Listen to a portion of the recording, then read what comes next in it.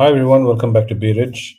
And today I want to talk about the small cap, mid cap correction we saw a few days ago, and talk about will this affect into the wider market? Is it going to spread to the large caps, and are we going to see a severe correction?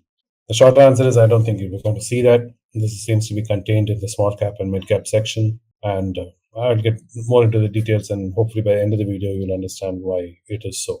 The recent downturn in the broader market affected the small cap 250 and the mid cap 100 indices, which saw a decline of around 9 to 6.1% respectively in the last three sessions. However, the Nifty has exhibited resilience and it's only down by 2.2% during the same period. So that is huge. That gives you a clear idea on what I was saying in the intro of the video, that you don't have to worry about it spreading to the large caps because we saw a severe correction. But despite all this, there are concerns, and analysts are predicting have always been someone we take with a bag of salt. So they are predicting some more unease in the mid cap and small cap sectors. But these analysis seems a little too late in my book because we have been hammering tom-toms about small caps and mid caps being great sectors to invest in for the last year or so, like I said in the previous video, where we spoke about it in greater length, that social media influencers and general FOMO in the market of people feeling that they're going to miss out in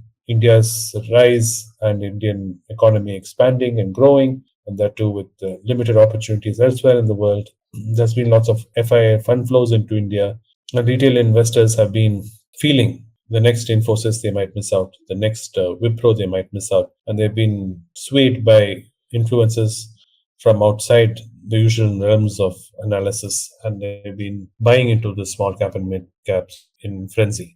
Anand has been warning about this bubble, which has been there for quite a long time, that prices just don't match the information which we have about these small cap and mid cap companies. The main problem with small cap and mid cap companies is they're very owner driven. They have a very small business. They're very regional, some of them, and they're very local, and they just don't have a long history behind them. And usually it is the first generation owner which is still running the business. It has not gone through any transition. Most of these I'm talking about, not all of them. So if you take all that into consideration, it is very hard to predict how the business is going to turn out. And it has very little transparency in India in terms of reliability of books and balance sheets are concerned. We do know historically how easy it is to manipulate balance sheets here in India and books in India, and many investors have fallen victim to this. And has spoken about this in great length, and he's even covered specific companies to show you how books are not reliable, numbers are not reliable, and that you should take not a bag of salt, even a ton of salt if it's required when it comes to these kind of companies. So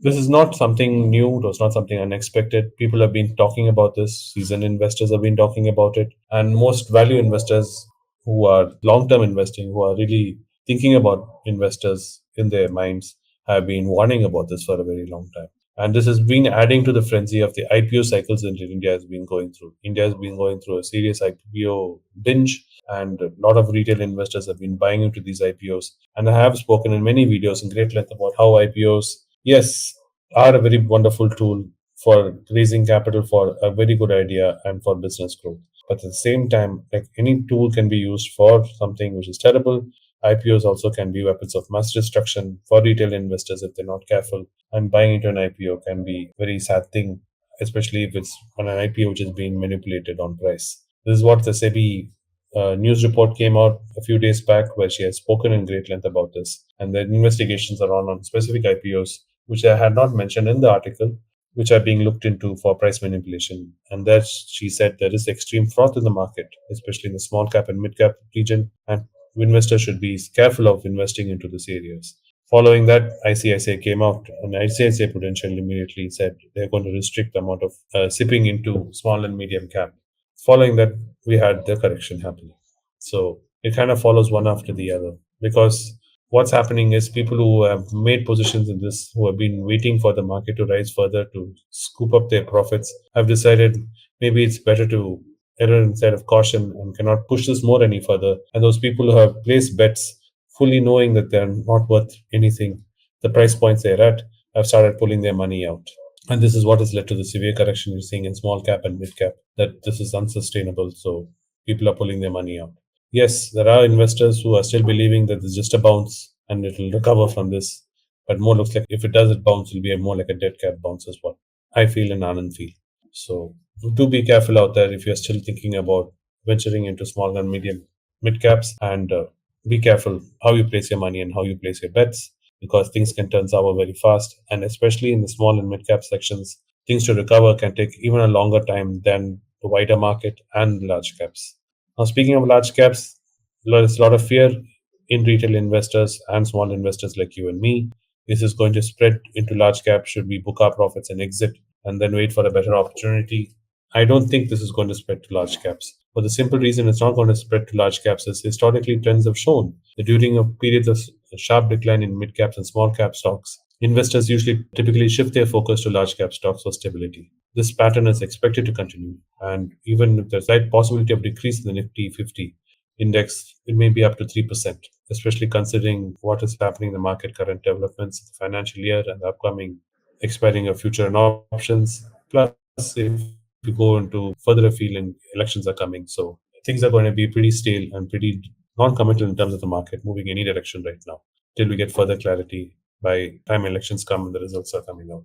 So as a strategy, I would say, like I said in a couple other videos, if you're a long-term investor like me and Anand, there are specific stocks, especially in the large cap, which are looking very interesting, which are looks worthwhile venturing into in the large caps. Aside from that, Anand has always been emphasizing on the few companies which he always looks into, and he's considered these companies, and you can find all those companies listed in his Money Picture videos, where he often keeps on talking about them in the pharma sector, in the banking sector. I don't want to specifically name these companies here because I'm not an expert, I'm not a registered advisor, so I don't want to give you the wrong information. So do watch Anand's videos. He does talk in greater length about those specific companies if you want specific advice. Beyond that, if you want more advice, you can always reach out to Trader Vinod and Sheikh. They are available in the email address info@anandsrinivasan.in. We have got that fixed now.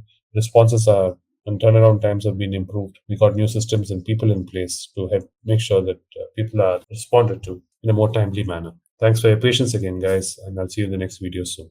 Bye. It's a great privilege and honor that so many of you in thousands have subscribed to my channel and have supported me. I have written 2 books in English, The Alchemy of Money and Ordinary Stocks, Extraordinary Profits.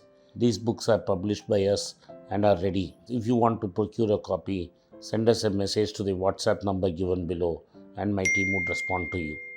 If you want an Amazon Kindle copy, you can click the link below. Finally, those who wish to consult with me can send a mail to berichenglish@gmail.com. Once again, I thank you for your support. If you like this video, press the subscribe button of my channel, hit the like button and turn on the bell notification.